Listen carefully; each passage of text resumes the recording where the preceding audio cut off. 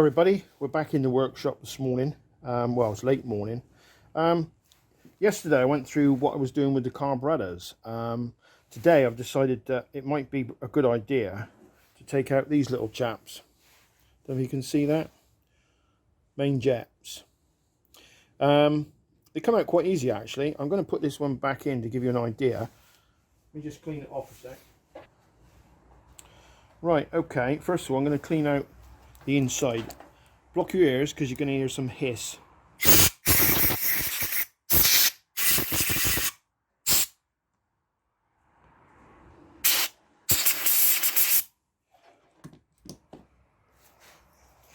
So that's cleaned out. So this goes in. It's quite easy.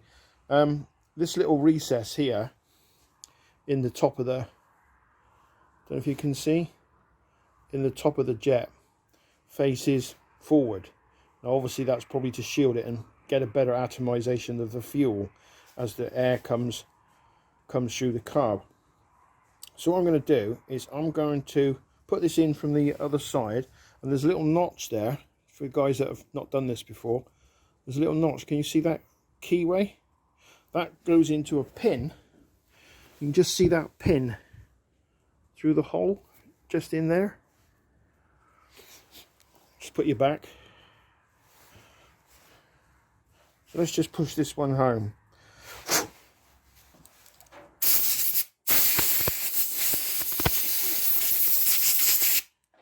Just one point of precaution, which you probably know anyway.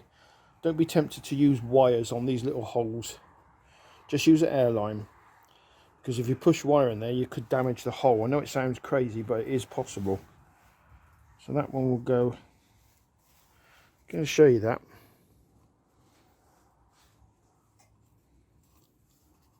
I'm going to push it home there, and that little recess should line up with a bit of luck. Might need to turn it a little bit.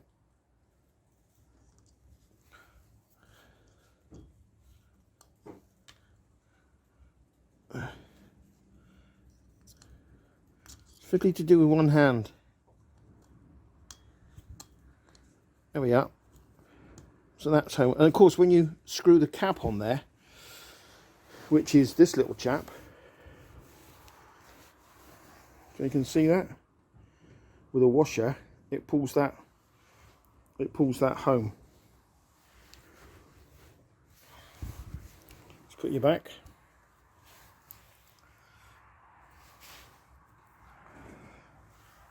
All those, if you look down the bore, all those need to be level, and they will be when they're all tightened up with the cap, as I just showed you.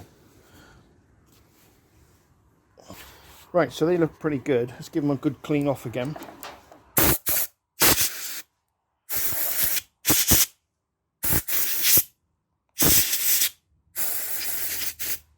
If you look carefully on there, you can see the position of where they all are. For example, that one there, you can see the keyway lines up. If I can get you into the light, keyway lines up with the little boss, which is protruding through the side. And that's quite important. They must line up. Just put you back there a sec. Just cleaned up the top of the carbs. This is the one that came off. This is one of the inner carbs. I don't know which one it is. I think it's probably going to be number 2.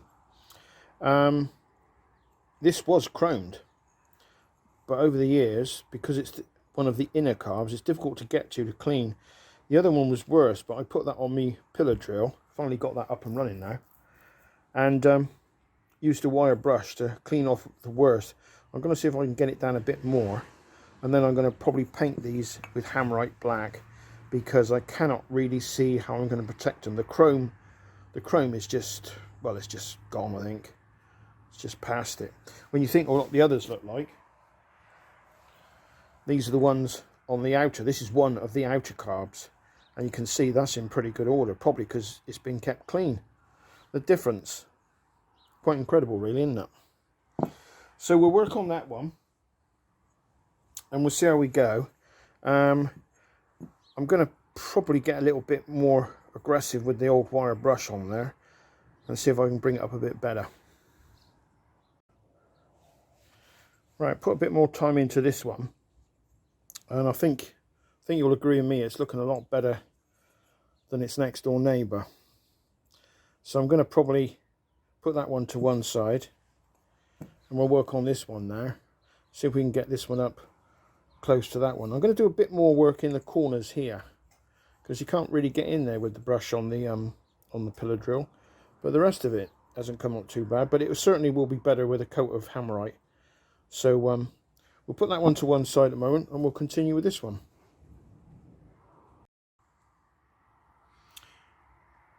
Alright chaps, just been working on the rest of the carbs.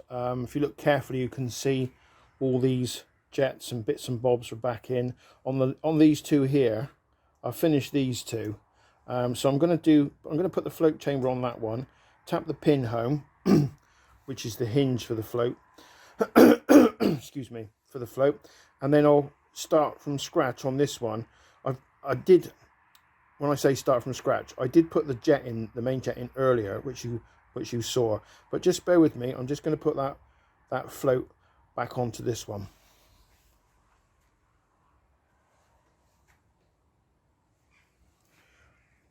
This is your little float valve. Don't know if you can see that, folks. Just going to zoom in. Yeah. No, it doesn't look too bad. It's got a little bit of a mark on there, but I don't think that's too bad actually. Just give that a little bit of a wipe off. It's been in a petrol bath anyway, so it looks pretty clean. Put that one in there. So that goes in there. This regulates the fuel coming in to keep, when the carbs are obviously up the right way, to keep the fuel level consistent, so the carb functions correctly with a given level of fuel for the main jet. So we'll put that one in there. Then I'm going to try not to get in the shot.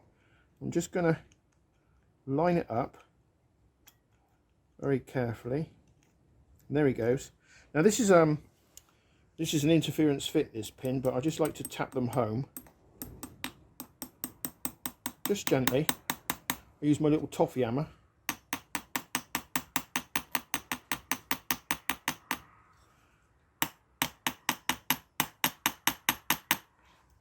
That's gone all the way home. That's good. Let's tap that one home as well and check that one. Even though they're interference fit, the way the bowl is shaped, I don't believe these could come out anyway. And you see that bounces quite nicely. So we'll start this one from scratch. Just move it down a little bit so you can see. There we go. Right, first thing I need to do is secure that main jet by putting its little screw in.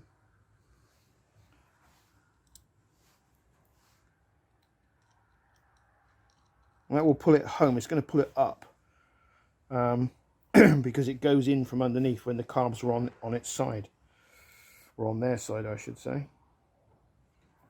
So we'll tighten that one down, not too much on the old tightness here. You can feel it, don't go overboard.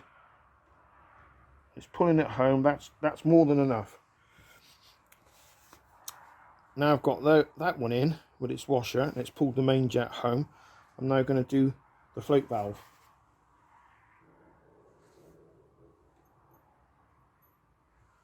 And what I tend to do is use a little bit of Vaseline on this because I don't want to skeg the O-ring.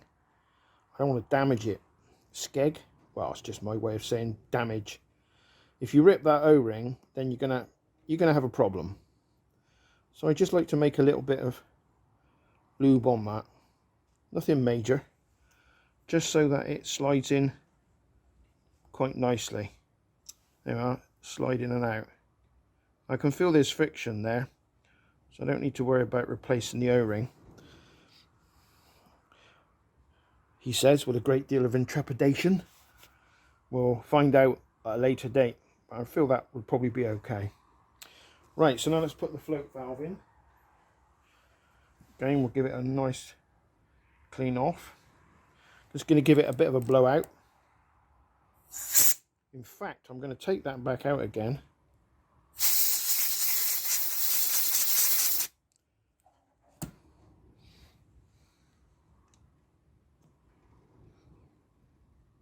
that does feel, on that particular carb, now it's funny I chose that one to film, on that particular carb, that does feel quite loose. So I'm going to see what I've got in my O-ring box and see if we can match something on that. I've got one here. I don't know what it's going to be like. Let's have a look. Might do it.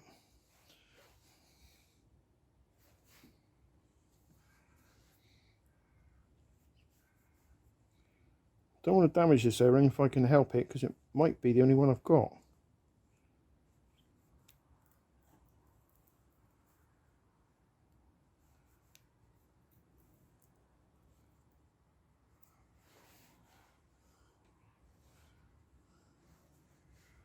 I'm looking at those two. Don't know if you can see them actually.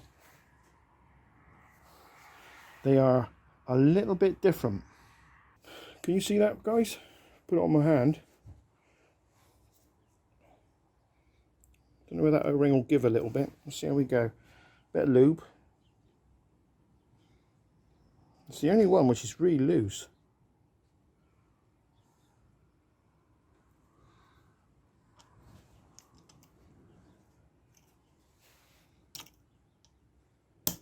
That's nice.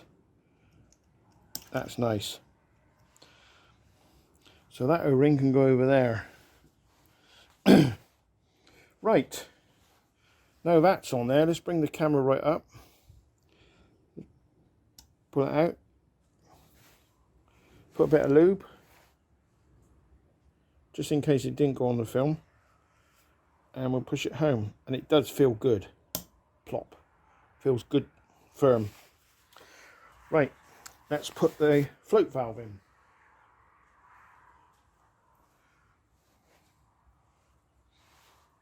Give it a bit of a clean up.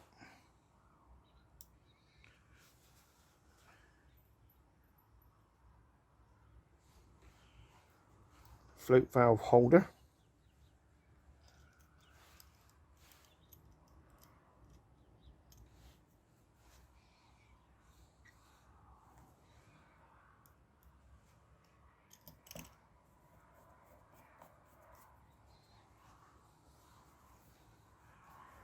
Again, not too tight because you're going into alley. That's enough. And finally, the floats.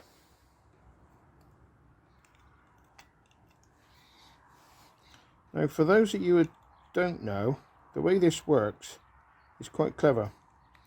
This pivots, as you can see, and that tang there, that middle tang, pushes on the valve.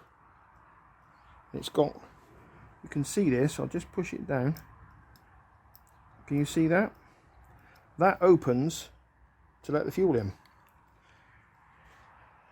And when it gets to a certain level, these rise, bear in mind the carbs are upside down, the tang hits that little valve there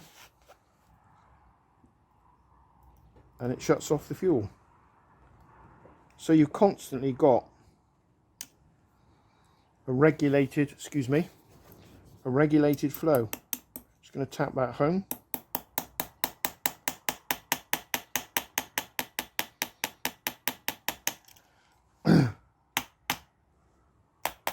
Tapped all them home. So that's that, and it should bounce like that.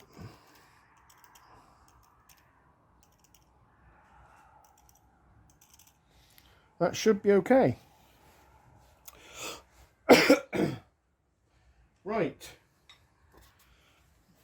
Now that's done, let's bring you over here.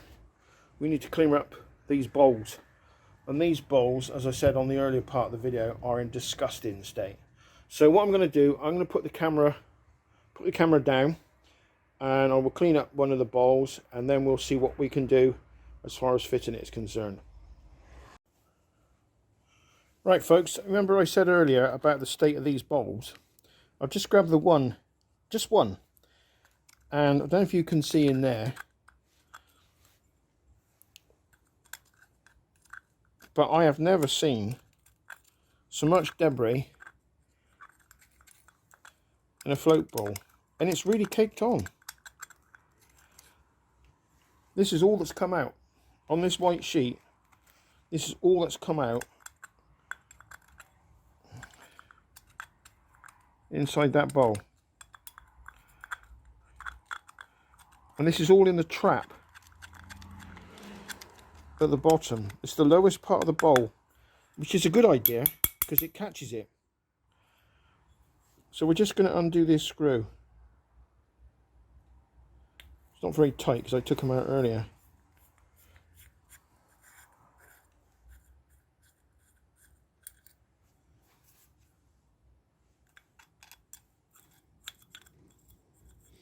I dare say if we'd have had these carbs on the engine and tried to check the fuel level by undoing this little chap, because there was so much debris in there, the fuel wouldn't have come out.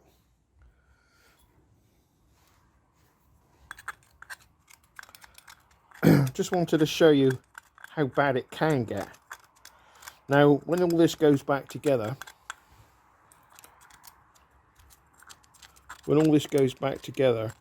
I'm going to put an inline fuel filter, disposable filter, between the tank and the carbs to try and minimise some of this, because this is just not on.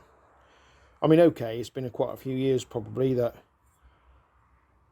this has been used, or the bike's been ridden, and I don't think these have been apart. I mean, they could have been, but if they have, they certainly have not been cleaned out, or they've been using petrol, which is really dirty. Anyway, I'm going to leave it there. I'll be back later. It's a lot cleaner now, but I'm going to give it a wet wash now. Right, chaps. What I'm trying to do at the moment is sort out these float bowls. We've cleaned them up. Well, that one could do with a bit more cleaning. We've cleaned them up. I'm just going to see if I can lift these gaskets off without damaging them. I'm not going to use them again. So it's a question really of just getting the blade underneath, just prising. And also trying to be careful not to scuff or cut in any way the aluminium bowl, the casting. There we go. Now this here, if you look carefully, you can see residue on there. Now rather than scratch that, what I tend to do is I turn it upside down and I put it on some sandpaper. Right, just going back to what I was saying, what I was trying to do is demonstrate, but because of the LED strobing over there, we've moved it. This is on a piece of wood. It's got a few holes in, but it's not a major issue. And I tend to go around in circles on something very low. A mirror's a good thing, or a sheet of glass, providing it's very level so you don't break it. There we are. Can you see that, folks? It's a lot cleaner. And it's never going to be absolute. You're still going to get the grey patches, but the most important thing is we've cleaned off all the debris, which means that, apart from a little bit there, they can't feel it, so it's okay. Cleaned off all the debris, which allows me then to make the gasket. So if you're lucky and you get one come off and it's in good order, so I'm going to do a gasket here. It's a bit time consuming. It's a fiddly thing to do, but to be honest with you, it's really useful to be able to do it, because some of these parts, they're not very easy to get hold of. This is the original gasket.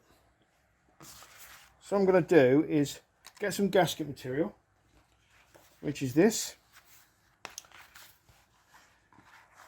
Let's see if I can draw around it. What I tend to do is put it up tight against the corner, or as close as damn it, and then draw around it. I think I'm going to use a pen this time. I used a pencil earlier and the pencil didn't come out very well. So let's see how we go. Sharp pencil is better because it's closer to the wall of the gasket, which gives you a better line when you cut. But we're not doing too bad.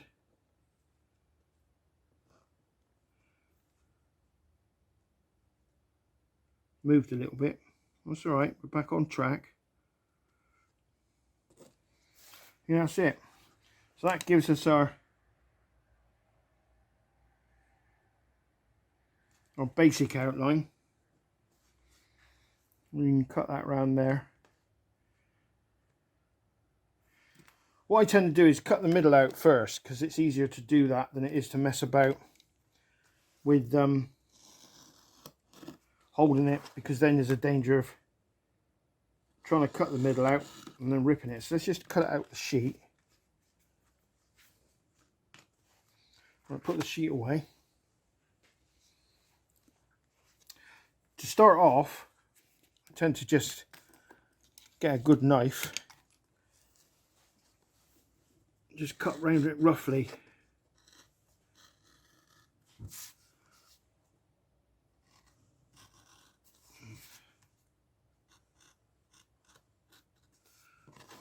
I think you can get this kit actually, the gasket kit, but what the hell.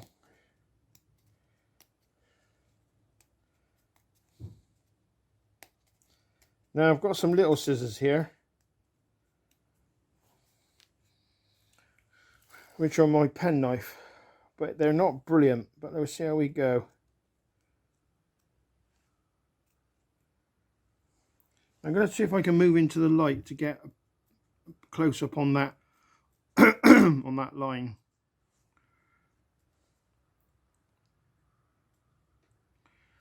Once I've done the middle, I'll punch the holes. Trick is just take your time, so you guys can see very well.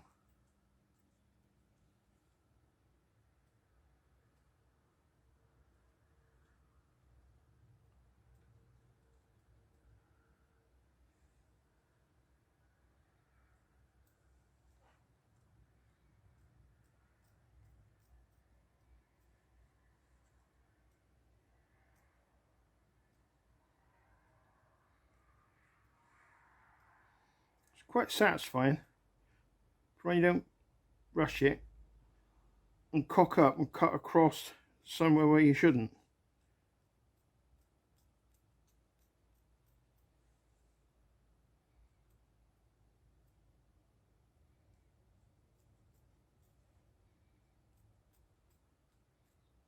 There we go. That's the middle cut. It's not too bad. Now we could try that on there, but of course the sides are going to get in the way, so we can't. So now I'm going to punch out the holes. Where's my punch? I made this earlier on the lathe. Now if you haven't got a lathe, it is a bit tricky, but you can, I think you can buy these. Right, so let's do our holes. So the first one is there. Second one. Now because I've already done the middle, I can use a slightly bigger pair of scissors, which gives me a bit more control on the outside. Let's see if we can keep the light.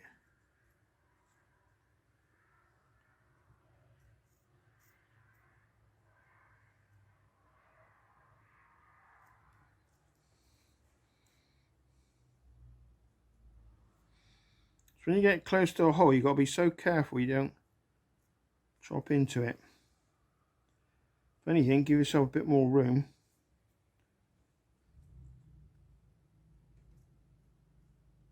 Then trim off the excess on a second run.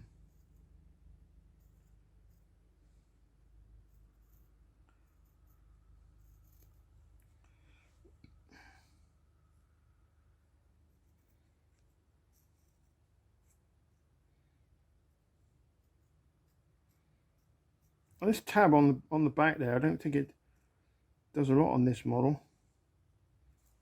And then we have it. Well, the proof of the pudding, of course, is will it fit? Let's try. I'm going to put it on cylinder. What would this be? This would be cylinder number 3. Doesn't matter. We're going on one of these anyway. Now the holes might not line up, so we might have to do a little bit more punching. They do, however, we need to take a bit more out where the float hinge is.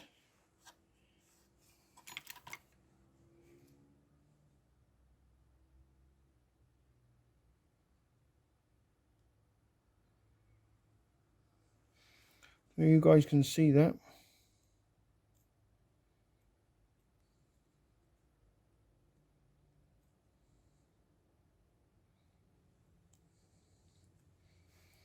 That should be a better fit.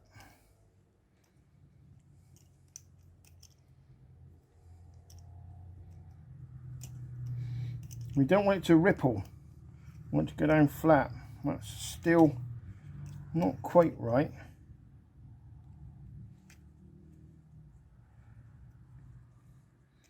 Let's see what we got.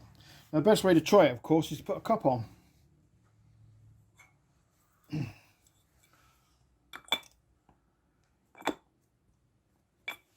That seems to be all right. The holes are all well and good.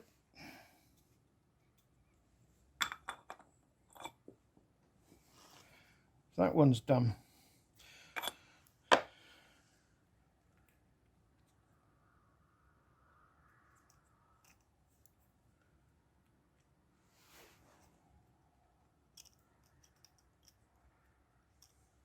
Just a little smidge on that side, I think.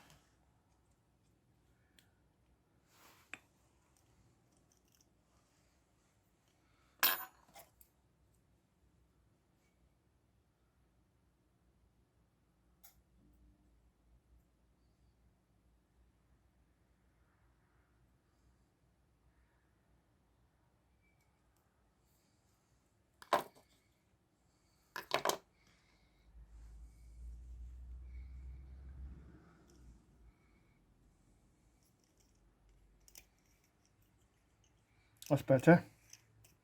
A little bit of a rise point there, but that'll flatten out.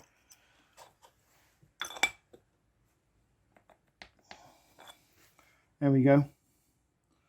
That should seat down quite well. You guys see that? Here's the bowl.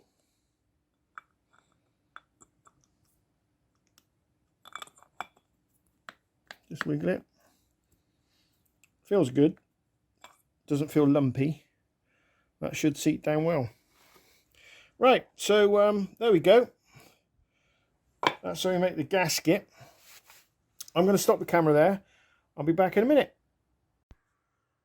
Right, chaps, we're looking at the carburetors. I haven't filmed all of this because it's pretty boring, but what we've done here is these have been done, all these three. I'm just going to film this last one so that it gives you an idea of what is involved with putting the sliders back in and the diaphragms. I've cleaned this off quite a bit in this area. I've only used a rag because I don't want to damage any of the seat there. If I'd taken the body of the carburetor out the bank, then I would have probably put this on a flat surface with some fine emery cloth or very fine sandpaper or something like that, and I would have given it a bit of a clean on this surface. I'll show you what I mean with the actual cap. Here's the cap, and as you can see, that looks pretty grotty on there. So the idea is that we put it on the top of that and go round and round.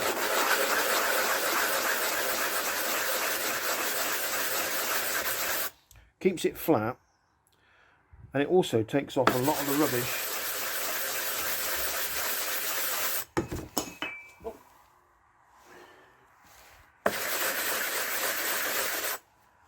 Takes off a lot of the rubbish, as you can see, on the inside of that surface.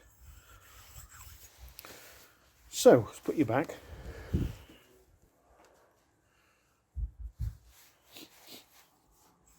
So that will sit on there after I give it a bit of a clean up.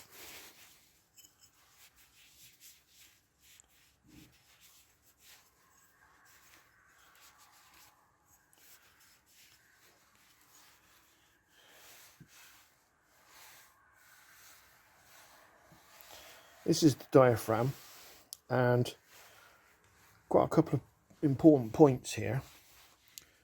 I'm going to clean the inside, taking care not to damage that diaphragm. Don't know if you can see what I'm doing here. Move that around a little bit.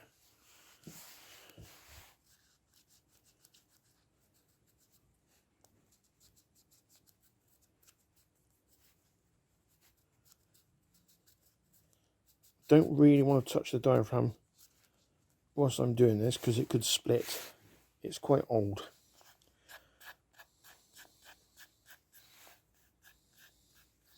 So that looks okay. Now this is an important point that Kawasaki stress. There is a little lip there. We want to get that little tongue on that lip. I'll show you what I mean. It must go in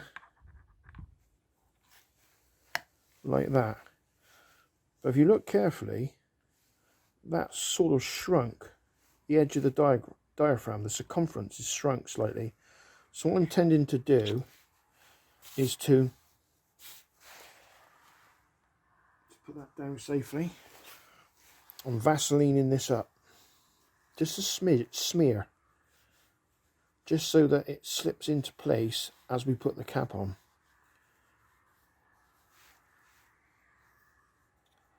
Doesn't need a lot.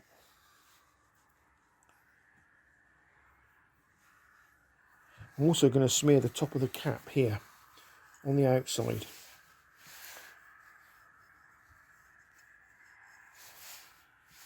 Just to give it a little bit of help to seat it in that recess.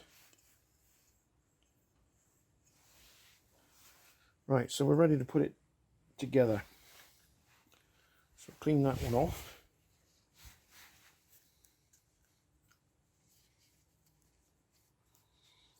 Clean the needle. Clean the needle. Line up the tongue with the groove.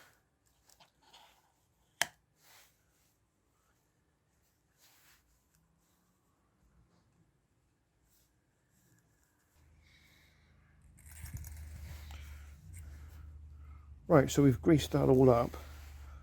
I'm just going to try that for a fit. Looks okay. Put the spring in.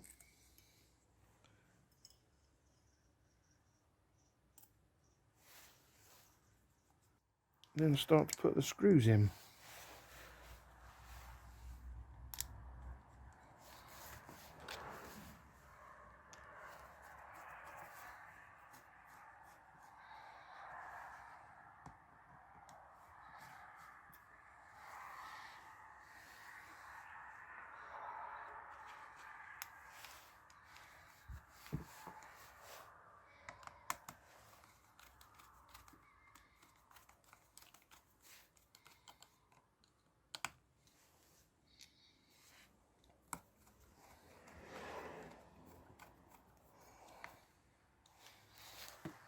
And that's seated down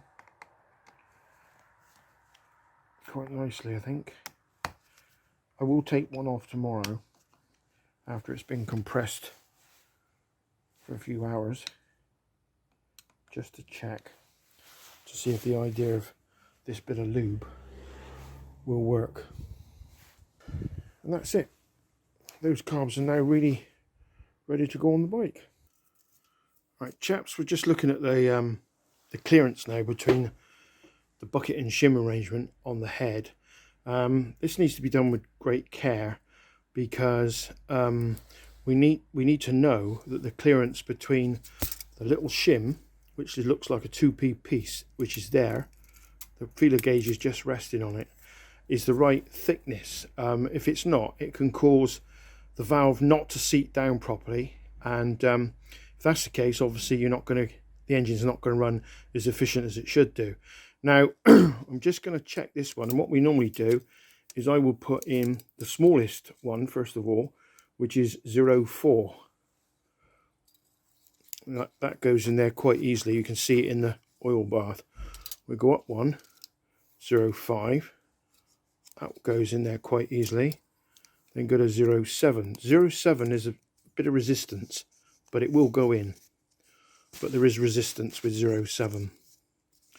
So I'm going to put that down as the clearance on number 4 cylinder inlet as 0.7. Now you would do that with all the other lobes and all the other valves. The only thing I would say, which is quite important, is as you do it, if you look at that lobe there, you'll see it is pointing directly away from the valve. Don't know if you can see that, which is important because you want to get the correct reading, and if it is pointing directly away, then that should give you the correct reading. If you're not sure, then drop us a comment below and I will check the manual, but that's the way I've always done it on the Z1 and on this 1100 shaft. Okay, I'll be back later.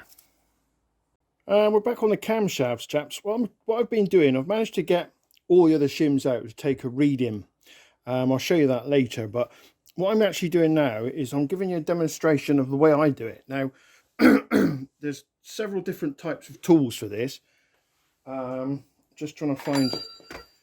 Spanner's just come off the crank. Don't worry, there's going to be a few mishaps as we go here, but the most important thing is we don't turn the crams backwards and damage the head. This is one tool. I think it's called the bat, and I believe it slides under there like that when this bucket is down, and you hold it on there and then spin the crank the opposite way, and the lobe comes up, and this little chap here, the thickness of this, holds that bucket in place. It fits on just on the side of the bucket like that, but down this side.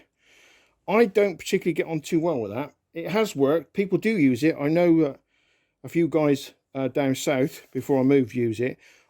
I've had this, which is the special tool from Kawasaki for donkey's years. It works a treat. If you look closely there, it's got a little nick. If you can see that, let me get a bit closer. There's a step in it, and that step allows it to sit on the side of the bucket.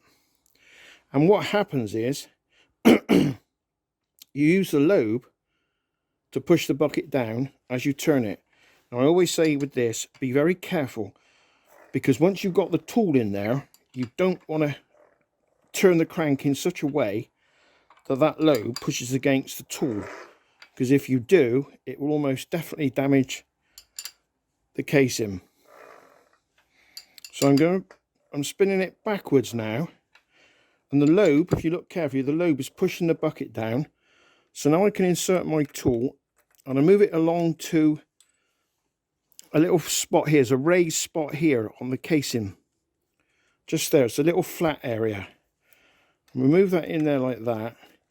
And now I'm going to carefully let the lobe come away from the bucket. So I'm now turning the crank the right way, which is clockwise. And I'm going to see if I can feel for the lip of the bucket on that tool.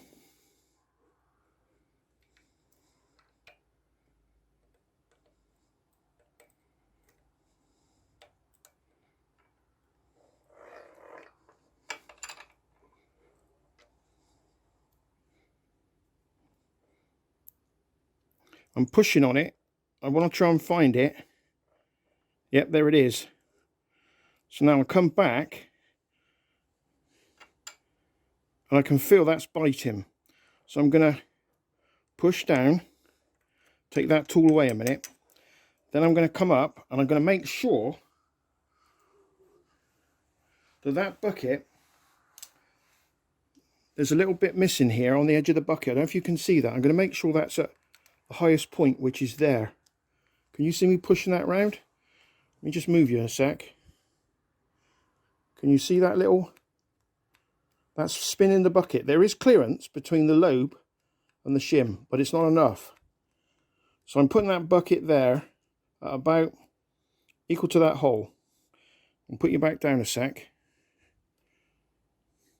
Now I'm going to put my till back in there. And now I know it will pinch on it. I'm going to find that sweet spot again.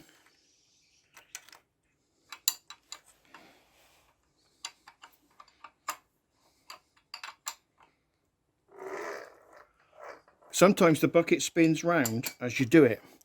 You've got to be careful. There's a lot of patience involved here.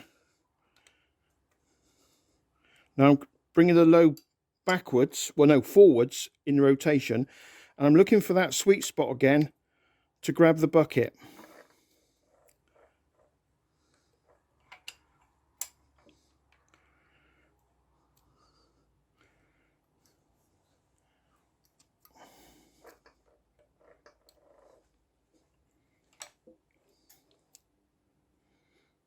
I think I've got it.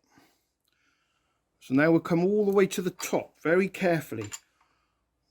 Always look at the which way. Now if I was to continue going on that direction, you can see this lobe would hit the tool and it will damage this area. So now I should be able to pop that shim out. There it is. And on the back of that there's a number. And this one says 265. So that's the size of the shim in there at the moment. And we'll pop that back.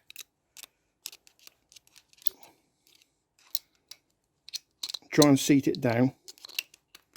There it goes. And I always try and spin it to make sure it may, there you go, you can see it spinning in the bucket. It's fitted where it should fit and it's home. And now I can use the tool and the 17mm spanner. Think about this, to go back and let the lobe push the bucket and shim down.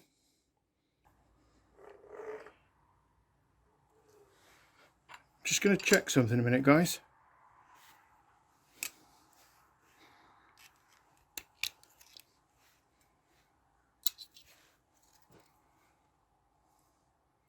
$265. With all this excitement, I forgot that number. 265. If I forget, guys, let me know. 265. So now I'm going to go and write that down before I forget. I managed to push that shim back home, and I can spin it by checking. It's seated well in the bucket.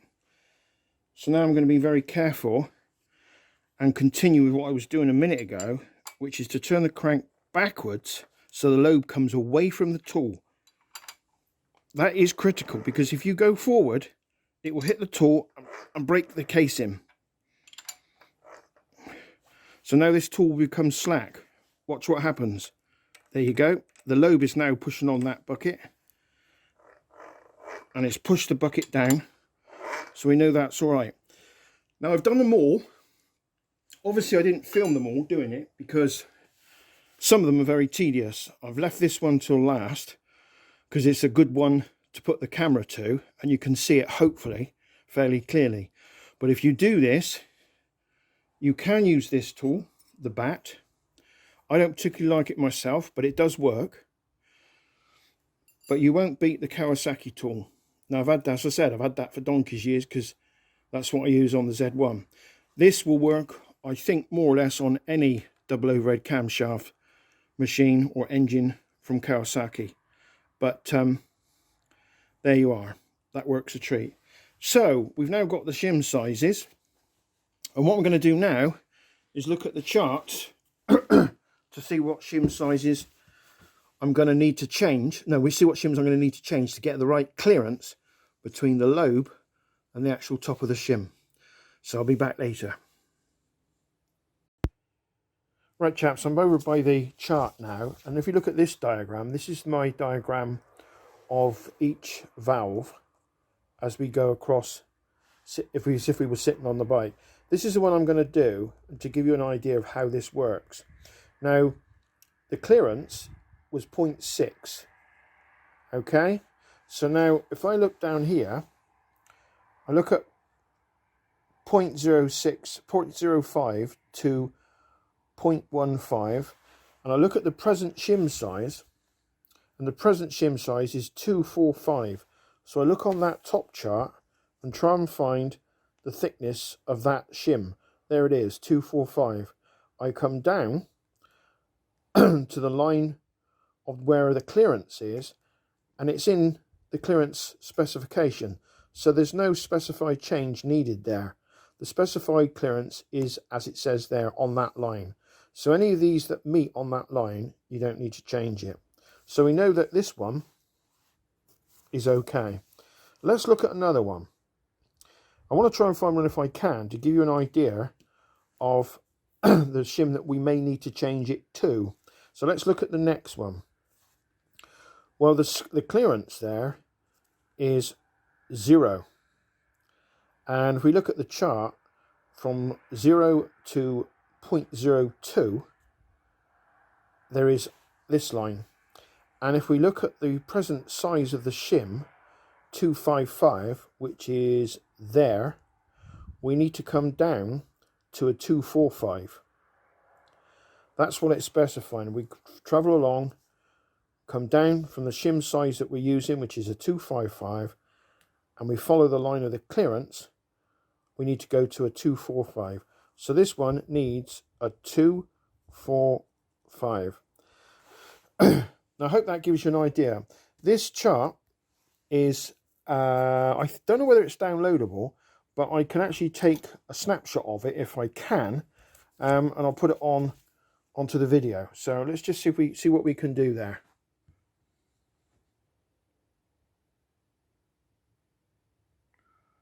It's very rare you'd come down to this area. I would say if you come down this far, there's some serious problems with the way it's all set up, and it needs some urgent attention. I hope that gives you an idea. Right. Different type of day today. Done quite a lot. We finished off the carbs. They're all ready to go on. I'll just bring them up. That was quite a pleasant job to do that. As I said, I didn't completely strip them, but it's okay for what I need the bike for. And I know that everything inside is clean and tidy, and they're ready to go onto the bike. So, any comments, please leave them down below. Let's go and switch the camera a minute. Yeah, any comments, let's take this stupid torch off. Any comments, please leave down below. Anything which you'd like to suggest, please do. And please click and subscribe if you would be so kind. It helps the channel. I'm going to be working on more of this bike tomorrow, which is going to be the 2nd of January. Oh, by the way, Happy New Year to everybody. And we'll see how we go. Now, what's happening tomorrow? Right, once I've done the chart for the shims, I will then contact either my buddy down in South, which is Martin Reeves Motorcycles in Bristol, or I will probably contact maybe David at Sidebikes. They're both very good guys, very helpful. So if you need anything with the classic Japanese machines, do bear them in mind.